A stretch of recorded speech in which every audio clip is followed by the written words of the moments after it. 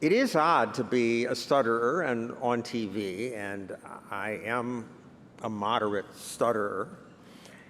As the video mentioned, I didn't intend to go on TV, and I tried to hide the stuttering for years. I avoided live TV.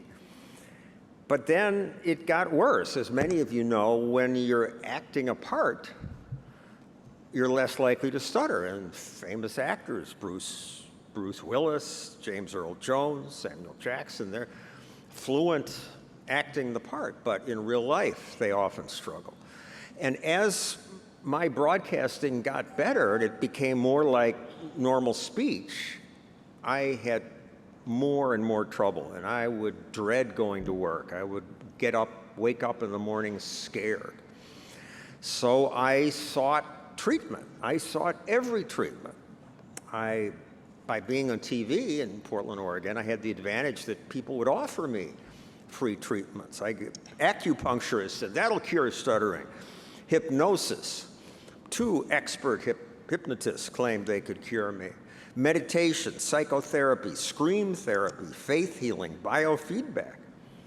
I got to New York and I went to see Catherine Otto before she became Catherine Montgomery. And she was wonderful, but that didn't help either. And then I discovered Hollins. How many of you here went to Hollins? Many of you.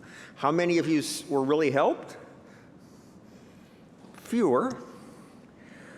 Hollins is this program that reteaches stutterers how to speak, how to make each sound. Intensive, at the time, a 3-week program. And they slow you down to 2 seconds per syllable. Put you in a little room with a computer, and light turns red if you hit the sound too hard. And slowing you down teaches you how to make each sound. But that was a ½ second per syllable, what I just did. 2 seconds is really slow and really boring. There we were in West Virginia, mooing at each other. And people got bored. I got bored, but I persisted because I had this cool job and I wanted to keep it. And because of that, it worked. And what a thrill. Suddenly I could talk to people. And then I had a relapse, and I realized I had to keep working at it. And for several years, every day, at some point during the day, I would practice those techniques. And I was cured, reasonably cured. I still have some trouble. I did a TV story about it.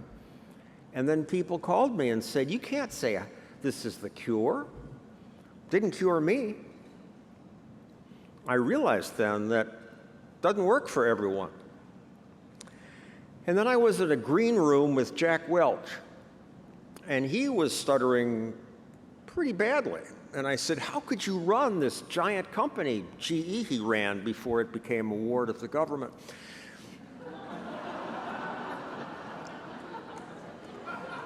How could you run this giant company with your stutter? And he said, I didn't give a shit.